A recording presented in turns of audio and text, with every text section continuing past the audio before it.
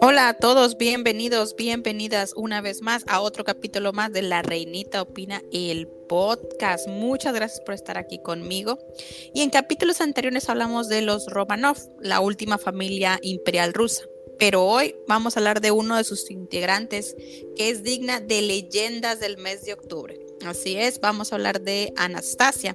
Y para hablar de este tema me acompaña uno de los consentidos del podcast, el querido monarquista. Hola Mirko, querido, ¿cómo estás? Buenos días. Querida Reinita, buenos días.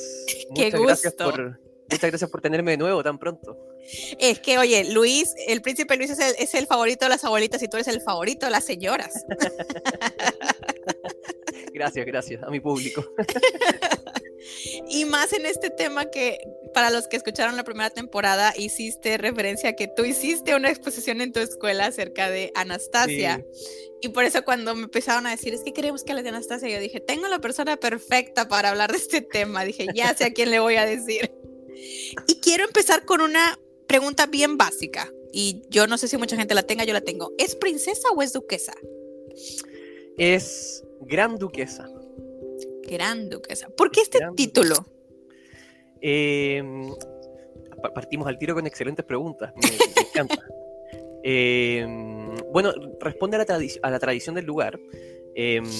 Los miembros de la familia imperial rusa, en este caso los Romanov, se titulaban, incluso hasta hoy día se titulan, los pretendientes al trono ruso, grandes duques de Rusia, así como los Habsburgo en Austria. El título de ellos era el archiduque, que si uno lo piensa es lo mismo, ¿cierto? Gran, ¿verdad? Archiduque, en el caso ruso es gran duque, gran duquesa. En el caso de España tenemos a las infantas o los infantes. En Portugal también eran las infantas y los infantes. En el caso de Inglaterra son los duques, los miembros, los Royal Dukes, son como Harry, ¿no es cierto?, que es el duque de Sussex, o como William, que además de ahora de ser príncipe de Gales es duque de Cambridge y de Cornwall. En el caso de Rusia, el título que se le asignaba a los miembros de la familia imperial era de Gran Duque.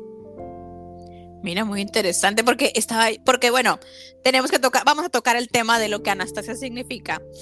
Y en la película que todo el mundo conocimos, que se hizo famosísima la caricatura, realmente te la plantan más como una princesa imperial, nunca como una gran duquesa, sino es como más una princesa. Incluso mucha gente tenía la mala idea que era esta princesa de Disney y yo, no, para nada, o sea, la película no tiene nada que ver con la compañía del ratoncito. Y siempre me quedo esa duda, yo, bueno, ¿es princesa o es duquesa? ¿Qué era? Bueno, en todo caso, igual puede tener también el tratamiento de princesa, ¿no es cierto? Pero siempre se les trata como la gran duquesa Anastasia Nikolayevna, ¿cierto? Y es Nikolayevna porque los rusos tienen el llamado patronímico, que como segundo nombre ocupan el nombre del padre. Entonces, como ella es hija de Nicolás II, Nikolai, ella es la gran duquesa Anastasia Nikolayevna. Me encanta. Bueno, entonces para poder empezar a hablar de esta leyenda que nace con Anastasia, nos tenemos que regresar a la última parte de la vida del zar Nicolás, precisamente, de toda la familia Romanov. Tenemos que estalla la guerra, estalla este movimiento bolchevique que lleva a Nicolás a renunciar al título, literalmente a ponerle fin a esta familia imperial que había dominado Rusia por muchísimo tiempo. Y ellos son llevados fuera de Moscú. Y ahí es donde empieza literalmente el infierno que desata la leyenda de Anastasia. ¿Nos puedes hablar un poco de eso? Sí. Efectivamente, en 1917, en medio de la guerra, tenemos las dos revoluciones rusas, porque son dos revoluciones en un año. Una a comienzos de 1917, en febrero, marzo, ahí depende del calendario que ocupamos. No sé si los oyentes saben, pero los rusos en esa época seguían un calendario distinto al nuestro. Nosotros tenemos el calendario gregoriano, ellos seguían el calendario juliano, que tiene unas semanas de desfase. Entonces siempre se habla, nosotros conocemos la revolución de octubre, ¿verdad? Pero en realidad es la de octubre o noviembre, dependiendo del calendario que ocupamos. Y a principios de ese año está la revolución de febrero y de marzo. La de febrero, marzo, es la que pone fin al gobierno, la que depone al zar Nicolás cuando él firma su abdicación. Y la de octubre es cuando los bolcheviques se toman el poder definitivamente. Y bueno, es el inicio, ¿no es cierto?, de todo el comunismo ruso. Y en ese intertanto el zar es mantenido preso en un palacio primero, que está a las afueras de San Petersburgo, que es Tsarskoye Selo, así se llama. Ahí están prisioneros. Hay una película muy buena a todo esto, sobre el zar Nicolás, donde actúa Ian McKellen, el que hace de Gandalf, y Rasputín lo hace Alan Rickman, Severus Snape, ahí para los fanáticos de Harry Potter. ¡Wow! ¿En serio? Sí, es muy, muy buena. Y retrata todos los últimos días del zar Nicolás, y particularmente este cautiverio en el palacio después de la Revolución de Febrero. Y luego de esa breve estancia, los trasladan ya cuando estalla la guerra civil, porque va a estar luego la guerra entre el ejército rojo y el ejército blanco. El ejército rojo, los bolcheviques, y el ejército blanco, que es una mezcla de mucha gente que se opone al comunismo, gente que es monarquista, que están batallando en contra de Lenin y sus secuaces. Y el zar entonces va a ser trasladado a Siberia, junto con toda su familia, y va a estar ahí en cautiverio, preso, ¿no es cierto?, a la espera de ver qué pasa con él, porque el gobierno bolchevique se va a demorar mucho tiempo en tomar una decisión. Si uno revisa los documentos, habían intenciones primero de juzgar a Nicolás, hacer un juicio público, y que terminara quizás con su ejecución, pero esa alternativa luego se descarta porque significaba que el zar iba a tener la posibilidad de defenderse públicamente, entonces no querían que el zar hiciera una apología. Estaban también a la espera de si es que alguien los rescataba, si es que el ejército blanco los rescataba, si es que sus primos ingleses los rescataban. Ya sabemos que en la quinta temporada de Crown se toca un poco ese tema, ¿no es cierto? Sí.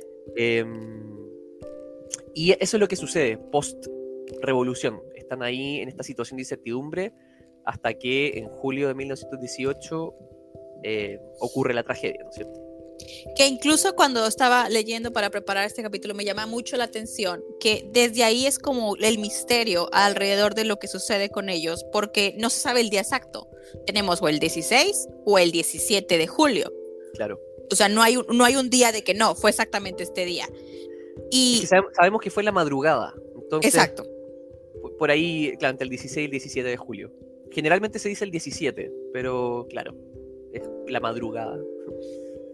Y luego otra cosa que me sorprende es que el ejército, bueno, primero que nada, Lenny, que es esta figura que se dice que es quien ordena el asesinato de Nicolás, nunca se hace responsable, él jamás acepta que fue él, aunque era la figura más importante de toda esta revolución que sucedía en Rusia. Y luego se da un tipo comunicado avisando la muerte del zar, pero luego dicen que su esposa, o sea, la zarina, y Alexei están a salvo. Y nunca, claro, nunca nadie se preguntó, oye, ¿y las grandes duquesas dónde están? Sí, efectivamente lo que dices tú, Reinita, es cierto. Primero, hasta el día de hoy, los historiadores que se dedican muy especializadamente a la historia rusa han buscado documentos donde aparezca Lenin involucrado o con cierto conocimiento la orden de ejecución, podríamos decir, firmada por Lenin, pero no está. Entonces, claro, nunca se le ha podido atribuir directamente la culpa a Lenin del asesinato de los Romanov, pero estos mismos historiadores coinciden en que él tiene que haber estado en conocimiento de lo que iba a suceder. Porque luego lo que sí se sabe es que apenas sucede el asesinato se le informa inmediatamente. Pero claro, no tenemos una orden de ejecución firmada por Vladimir Lenin, ¿verdad?, ordenando matar al zar. Y luego cuando se hace pública la ejecución del zar, como tú bien dices, la primera versión es que el zar fue ejecutado por sus crímenes, ¿no es cierto?, que habría cometido como jefe de Estado y por la justicia de la revolución, etc. Pero que la zarina y los demás miembros de la familia imperial están sanos y salvos. Y esa versión va a circular mucho tiempo. Incluso la madre de Nicolás II, o la abuela Anastasia, que es la que también tenemos en nuestra cabeza por las películas que hemos visto, ella que sí va a estar, ella alcanza a escapar, no a Francia, no a París como aparece en la película de dibujo animado, sino que ella vuelve a Dinamarca, porque ella era una princesa danesa de nacimiento, y ella siempre va a creer, hasta muy, muy ya pasados los años, va a creer y va a tener la esperanza de que su de que su familia está viva. Y esto también va a dar fruto o va a ser parte de la leyenda, ¿no es cierto?, que va a alimentar la posibilidad de que algún heredero de Nicolás haya quedado vivo, ¿cierto? Y se van a crear todas estas leyendas, que nosotros sabemos que Anastasia es la más famosa, ¿verdad? Pero Sí. incluso hubo personas que se hicieron pasar por la gran duquesa María, la hermana de Anastasia, o por el Zarevich, que era el heredero al trono, por Alexei. Mira, esa no me la sabía, porque siempre nos concentramos con Anastasia. Claro. Siempre, bueno, que ese es otro punto. ¿Cómo nace la leyenda de Anastasia? Nace en este punto de desinformación de que Nicolás está muerto, el resto de la familia está viva, y luego no, también ciertas personas pudieron haber escapado, que a mí me sorprende muchísimo esa parte de cómo se hacen historias de su posible escape de Rusia, y es como Claro. que era muy difícil que pudieras escapar. Era muy difícil, pero la verdad es que los misterios, la leyenda de Anastasia nace bien temprano. Primero con esto que estábamos comentando recién, que se anuncia de que los miembros de la familia siguen vivos, ¿verdad? Entonces alimenta obviamente la esperanza para los monárquicos probablemente de que, bueno, Nicolás II está muerto, pero hay herederos. Y esto claramente se traslada a la comunidad internacional. La abuela de Anastasia y de sus otros nietos sigue ella creyendo que están vivos. Y luego ya, esto en 1918, ¿no es cierto? Y ya en 1920, y durante toda esa década, y durante décadas siguientes, va a aparecer una mujer. Van a aparecer varias mujeres, pero hay una que va a resaltar sobre todas ellas, que va a decir ser Anastasia. Y esta mujer es Anna Anderson. No sé si te suena. Sí. Anna Anderson es la mujer más famosa que se hizo pasar, no sé, dijo ser Anastasia Romanov. Pero de nuevo, hay varias más que también lo dijeron, pero que no fueron tomadas en cuenta, ¿verdad? Así como también te decía, otras que dijeron ser la duquesa María, otros que dijeron, hombres que dijeron ser herederos, o incluso gente que dijo estar en conocimiento de haber visto sobrevivientes de la masacre. Y ahí hay otro rumor bastante temprano. Hay dos rumores. Uno, hay un sastre ruso, no sé si era de origen ruso, pero hay un sastre que vivía en Ekaterimburgo. Para los que no saben, Ekaterimburgo es la localidad en Siberia donde los Romanov pasaron sus últimos días y fueron ejecutados. Ahí estaba la casa Ipatiev. Me voy a hacer autopropaganda, pero en El Monarquista hay una buena publicación sobre la casa sobre la casa Ipatiev, que es donde fueron ejecutados los Romanov.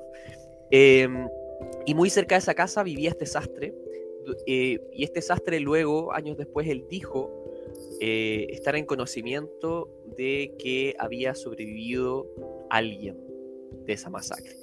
En particular una mujer, una niña, o una adolescente, porque Anastasia era adolescente en esa época, una adolescente que habría llegado muy herida a casa de este hombre, y él con su señora se habrían hecho cargo de esta mujer que estaba herida, y que luego fue entregada a alguien más, y luego perdieron entonces el conocimiento que tenían sobre ella, pero que sabían que era una de las grandes duquesas. Entonces ahí está el primer rumor, pero eran rumores, uno no sabe, no sé, esta gente estaba hablando genuinamente o quizás estaba buscando una recompensa, porque ese es el otro asunto, que también se muestra en la película de dibujos animados que conocemos también.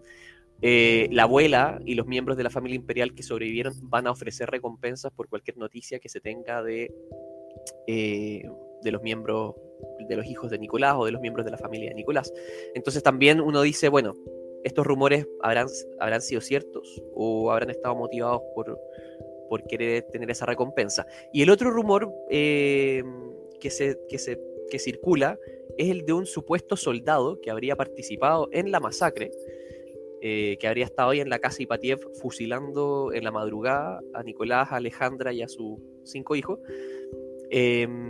y que en el transcurso en que retiraron los cuerpos y los llevaron al bosque para ser enterrados, este soldado se habría arrepentido cuando ve que entre los cadáveres hay algunos cuerpos que están gimiendo. Entonces significa que todavía están agonizando, están vivos.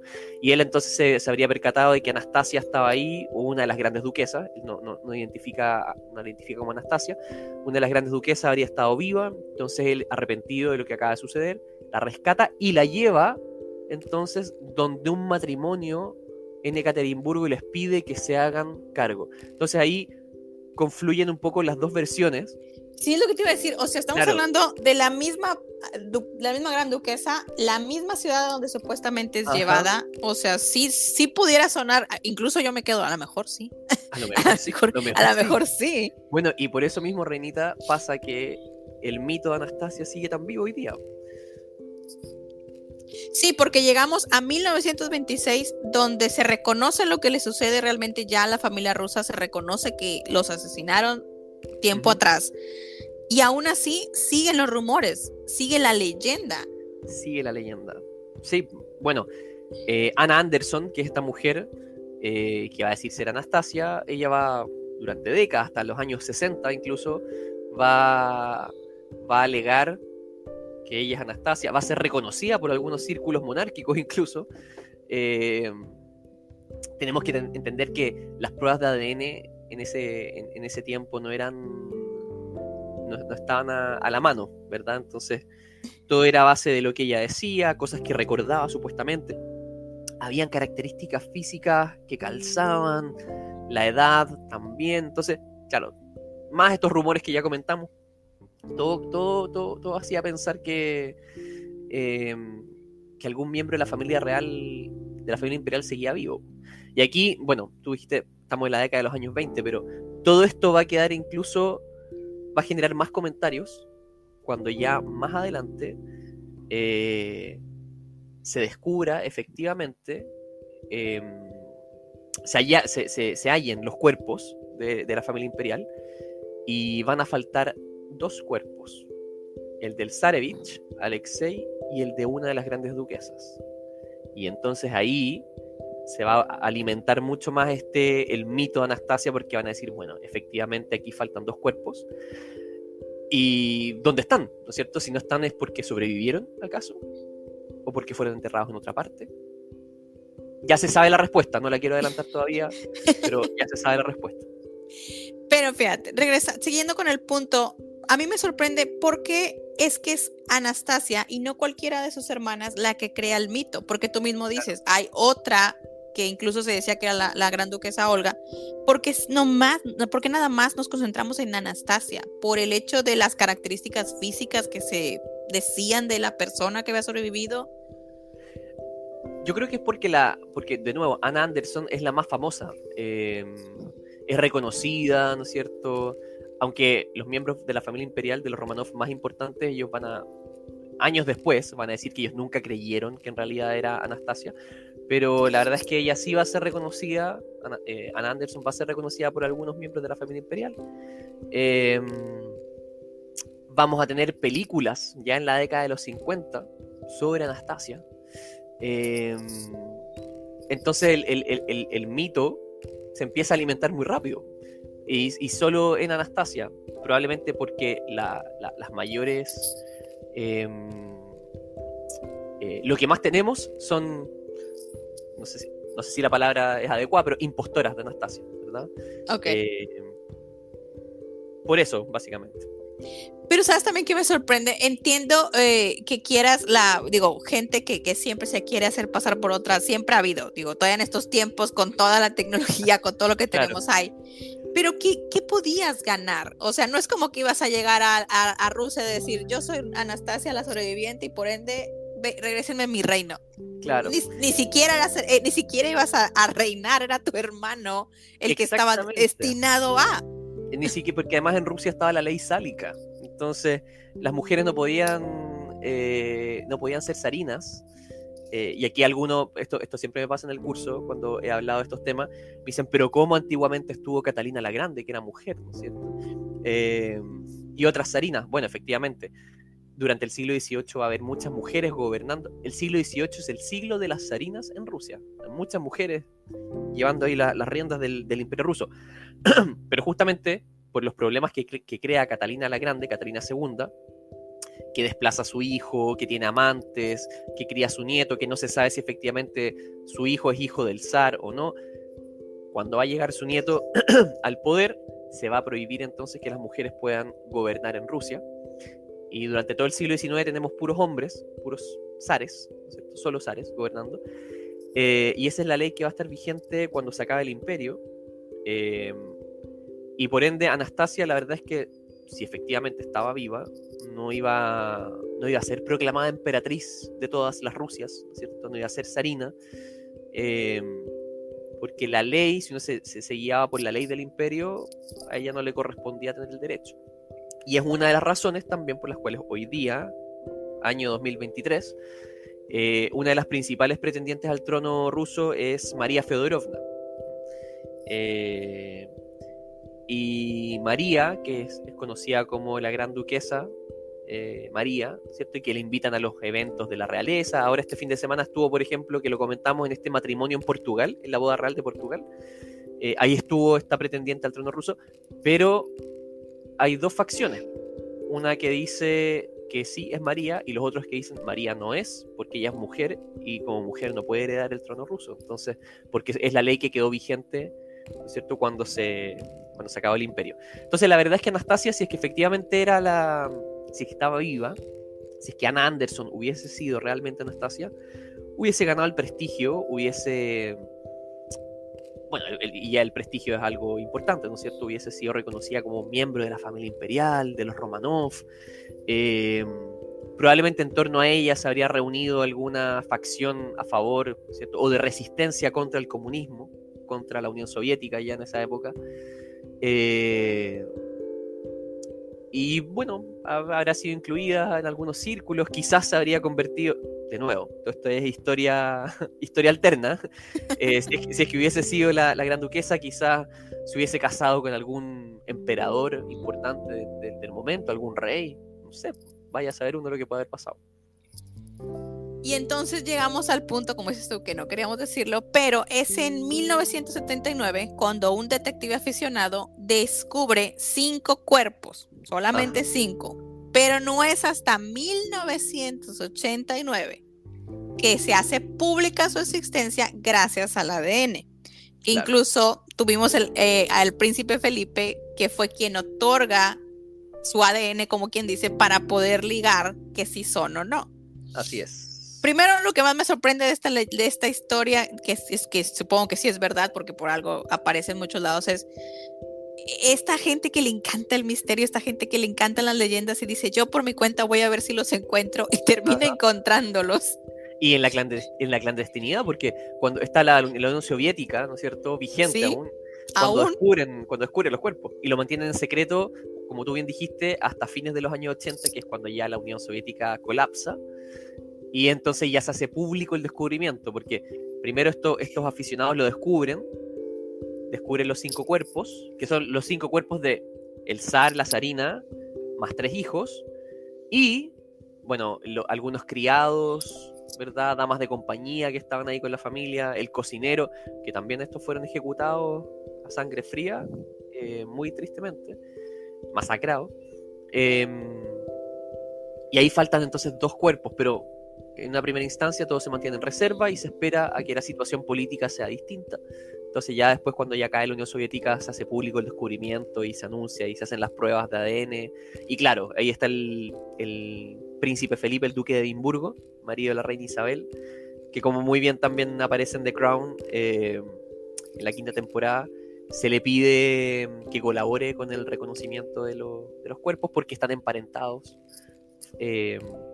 Los Romanov primero con la reina Victoria y por otro lado por el lado de Dinamarca, ¿cierto? Y Felipe era descendiente de ambas casas dinásticas.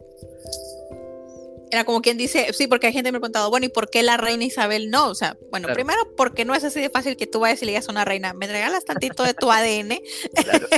y más a la reina Isabel que tenía su fama, mi Eli tenía su fama. Pero Felipe, por así decirlo, tenía el ADN más puro, por decirlo de una manera, porque tiene de los dos lados. Claro. Entonces era más fácil que pudieras ligarlo a él que a la reina Isabel. Todo esto yo me acuerdo en el cuando estaba en el colegio, lo vimos en una clase de biología, el profesor lo comentó, y tiene que ver ahí con la mitocondria. Algo pasa con la mitocondria en el ADN, que es aquella que, como Felipe descendía de una línea materna, entonces el ADN mitocondrial de Felipe, esto, yo aquí no soy científico, solo estoy repitiendo lo que escuché cuando tenía 14 años y lo que me acuerdo. Entonces ese ADN materno mitocondrial hacía más factible o más certero un reconocimiento del ADN con los cuerpos que se encontraron. Y eso nos lleva a todavía pasan muchísimos años más y es hasta el 2007 que se encuentra este segundo tumba clandestina con los dos cuerpos que restan. Se le hacen otra vez todas las pruebas y se determina que son Alexei, el príncipe, el heredero, el zar heredero y parece que Anastasia, que es la que nos falta. Claro. Efectivamente, ese es el final para algunos, el final de la leyenda de Anastasia. Yo me acuerdo muy bien, yo estaba en el colegio cuando apareció esta noticia de que se habían encontrado en los Montes Urales, cerca de los Montes Urales, a varios kilómetros de distancia del yacimiento original donde estaban los otros cuerpos, se habían encontrado dos, y tampoco podemos decir que se encontraron cuerpos, ¿verdad? Se encontraron restos óseos, trocitos, pedacitos, ¿verdad? De lo que alguna vez fue un cuerpo, porque tenemos que recordar que no solo ellos fueron acribillados, sino que fueron rociados con ácido sulfúrico, justamente para tratar de borrar cualquier tipo de evidencia. Y en 2007 se descubren dos cuerpos, digamos dos cuerpos, que corresponderían a un hombre joven y a una mujer joven. Y, claro, faltaba el cuerpo del Zarevich, de Alexei, el heredero al trono, y que se termina por comprobar que él es finalmente, está ahí, está muerto. Y el otro es el de una de las grandes duquesas, y que puede corresponder a María o puede corresponder a Anastasia, que eran las dos hermanas menores. El zar Nicolás y Alejandra tenían 4 hijas y un hijo: Olga, Tatiana, María, Anastasia, que se les conoce por el acrónimo OTMA, OTMA, Olga, Tatiana, María, Anastasia, y Alexei, que era el hijo menor. Entonces María y Anastasia eran las dos que podían calzar. Algunos dicen que es María la que está ahí, la que se encuentra, y era la que estaba perdida, y otros dicen que en realidad es Anastasia, porque se acerca más a la estatura. Hay algunas cartas antes de la revolución donde dicen que Anastasia es un poco más baja que María. Entonces, de acuerdo a eso, por la estatura, podría ser Anastasia la que se encuentra. El punto es que sea Anastasia la que está ahí o María la que está ahí, ya se tiene a los 7 cuerpos de los Romanov, el del zar, el de la zarina y el de sus 5 hijos. Y de alguna manera se pone un punto final a esta larga historia de Anastasia. Pero se pone punto final y no, porque aún y con estas, incluso con la ciencia de tu lado, aún y con la ciencia diciéndote, mira, aquí están las pruebas, hay gente que dice, no son ellos. Y entonces claro, yo pienso que ya lo que más se alimenta más que una leyenda es el morbo. ¿Tú piensas que es leyenda o que es el morbo? Aparte porque tenemos lamentablemente la manera tan horrible en la que son ejecutados.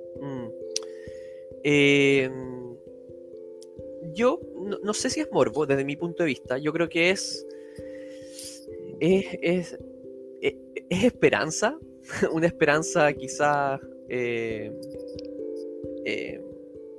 no quiero decir estúpida, pero me refiero a estas ganas de no querer perder la esperanza, ¿verdad? A pesar de de cualquier prueba irrefutable en contra, de querer tener algún rayito de luz de que algo sobrevivió de esa masacre.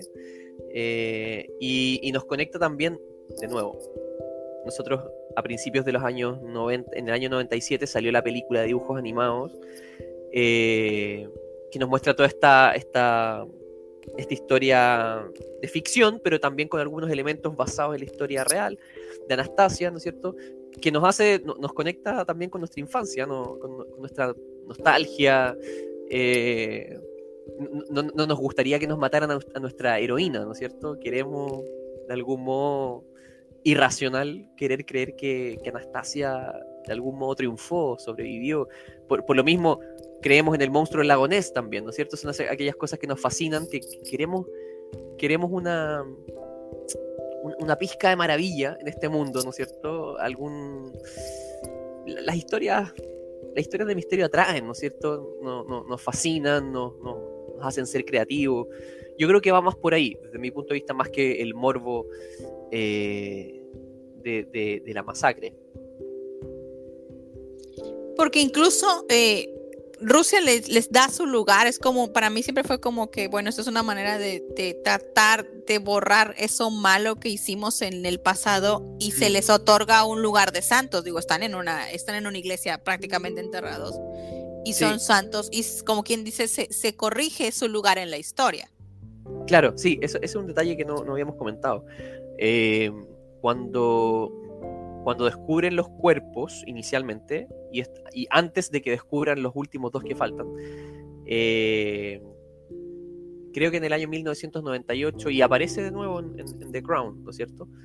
El Estado de la Federación Rusa, ya la Unión Soviética no existe, le va a dar un funeral de Estado a los Romanov, y la Iglesia Ortodoxa los va a canonizar incluso. Se van a transformar en santos, en mártires de la Iglesia Ortodoxa, Nicolás, Alejandra y sus hijos. Y eso también tiene que ver, bueno, calzan muchas cosas ahí. Por un lado, esta Rusia que tiene que volver a encontrar su relato después de la caída de la Unión Soviética, y un modo de encontrar ese relato, sobre todo para la Iglesia Ortodoxa y los sectores más conservadores de Rusia, un modo de hacerlo es conectar con el pasado previo a la Unión Soviética, que en ese caso es toda la Rusia imperial, la Rusia grandiosa, y de algún modo condenar el modo brutal con el cual terminó el Imperio Ruso y el modo brutal con el cual se acabaron las vidas del zar y de sus hijos. Entonces la Iglesia Ortodoxa se va a afirmar, y hasta el día de hoy tenemos a facciones de la Iglesia Ortodoxa rusa que piden la restauración de la monarquía. Sea con los Romanov o incluso algunas facciones ya más extremas que dicen que Vladimir Putin tiene que ser coronado zar de Rusia. Eso sí es de terror. Hasta el día de hoy tenemos, todos los 17 de julio hay procesiones. Uno puede, ahí para nuestros oyentes, pueden googlear procesiones, Ekaterimburgo, Nicolás II. Cada 17 de julio se hacen procesiones con íconos, ¿no es cierto? Los íconos bizantinos, donde aparecen representados como santos, de Nicolás II, de su familia, justamente en torno al lugar donde fueron asesinados. Lugar que donde hoy día tenemos una basílica. Entonces también tenemos toda esta... La Iglesia Ortodoxa no solo los declara santos, sino que además hay una iglesia que se levanta, porque la casa de Ipatiev, donde fueron asesinados, se echa abajo durante la Unión Soviética, desaparece, porque no quieren que se transforme en un lugar de peregrinación para los monárquicos, ¿no es cierto? Y luego se termina ya, cuando cae la Unión Soviética, se levanta una iglesia en ese lugar, y en esa iglesia todavía hay homenajes, ¿no es cierto? Hay procesiones en memoria del zar. Y luego en 2007, cuando se descubren estos dos cuerpos faltantes, se llevan y son enterrados también en conjunto con el resto de la familia. Entonces, de nuevo, esto parte de esta... Tenemos que pensar que la caída de la Unión Soviética genera un vacío muy importante en términos simbólicos, en términos existenciales, no solo individuales, sino nacionales para Rusia. Tiene que encontrar su sentido nuevamente, y para algunos entonces volver a mirar este pasado. Y también coincide, creo yo que no es casualidad, que en torno a la misma época, 1997, va a aparecer la película de dibujos animados de Anastasia. Es justamente porque se reaviva toda la leyenda cuando se anuncia el descubrimiento de los cuerpos, se anuncia que van a ser enterrados, ¿verdad? Entonces, todo revitaliza un poco este misterio y no lo dejamos morir. Bueno, lo mismo que tú preguntabas, ¿por qué no lo dejamos morir? ¿Es por morbo? ¿Es por fascinación? ¿Es por esperanza? Ahí cada uno puede tener su punto de vista.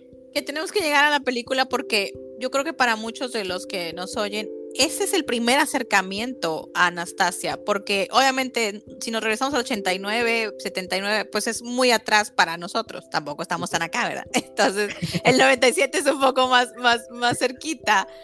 Bueno, para mí en lo personal fue el primer acercamiento con esta historia. Que te voy a ser sincera, yo no era niña, pero era una adolescente y yo decía, ay, qué bonita historia se inventaron.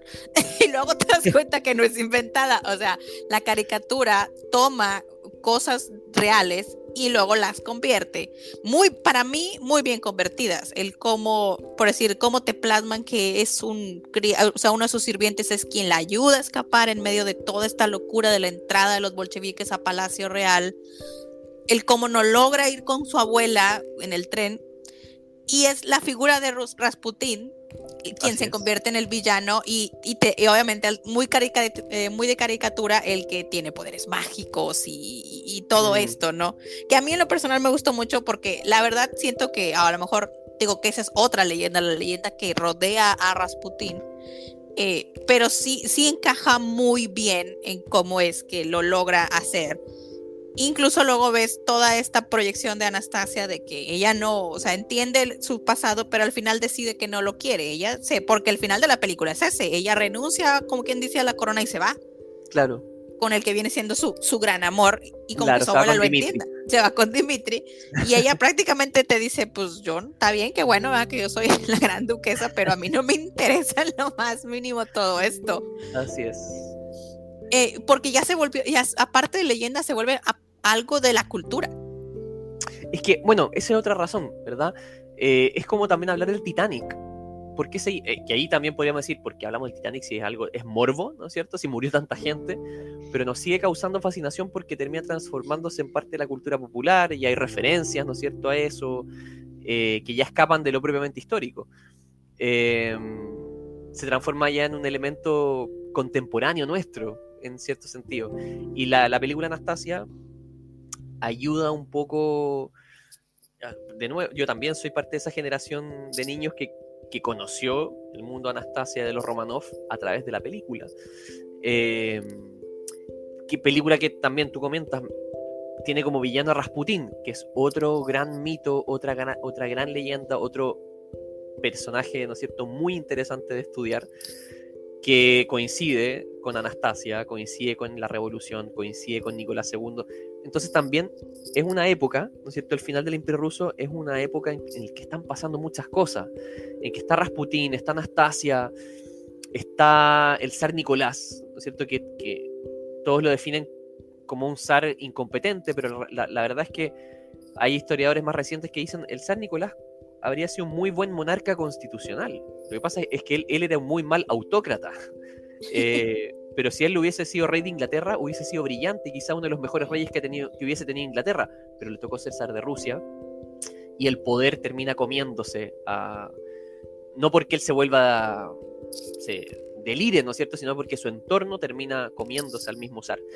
Entonces es una época muy, muy rica de estudio, con mucho mito, y parece como un tren sin control que va directo a estrellarse, y uno sabe que va a estrellarse y uno quiere todo lo posible que eso no pase, y eso también causa cierta sensación.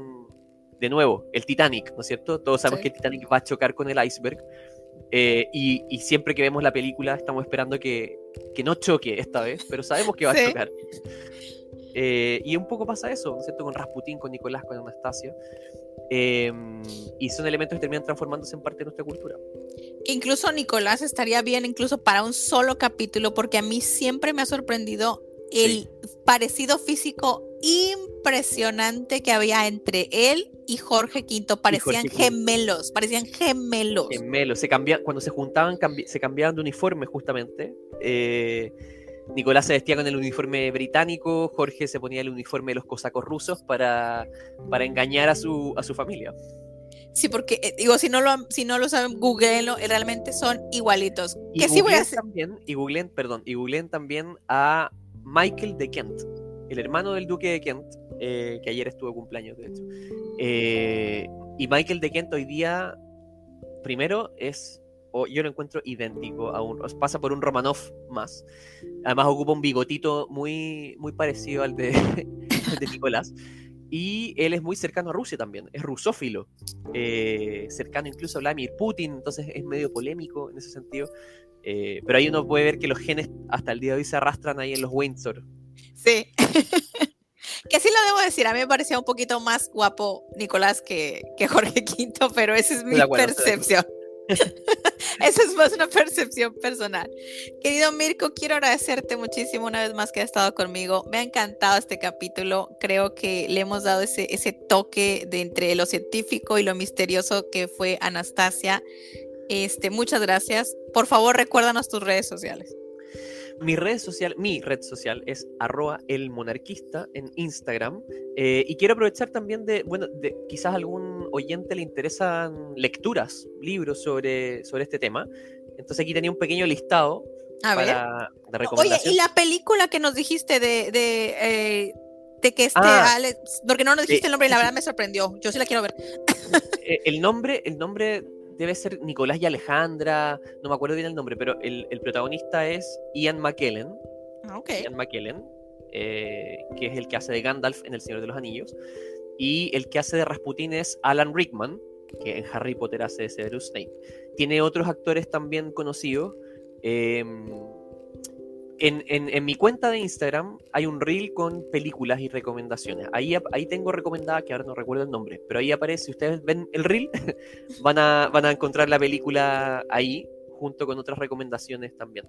Pero bueno, hay una serie en Netflix que se llama Los Últimos Zares, que es bien conocida. Yo vi un poquito, la verdad es que la encontré con algunas imprecisiones, entonces Es se mala, puede. Yo pienso que es mala. Bueno, tú lo dijiste. Sí, para el que quiera quizás que le llame la atención, ok, puede verla, ¿no es cierto? Son todos libres. Pero yo creo que hay cosas mejores.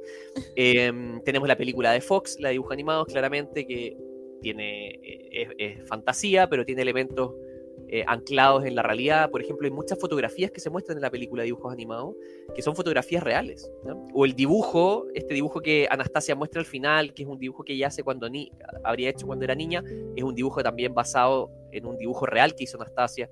Entonces hay elementos bien simpáticos en ese sentido. Hay un libro muy conocido que se llama Los Romanov, así de simple. Los Romanov, 1613-1918, que son los años en que ellos gobernaron, y el autor es Simon Sebag Montefiore. Es un libro muy bonito, lo tengo aquí al lado, de hecho, me lo regalaron hace un tiempo, como color verde calipso, ¿no? Y cuenta la historia de los Romanov desde 1613. No es un libro histórico propiamente tal, sino que es historia novelada, entonces es bien ameno para la lectura, por si a alguien le interesa. Y también tenemos a otro autor muy famoso que falleció hace unos años, Henri Troyat.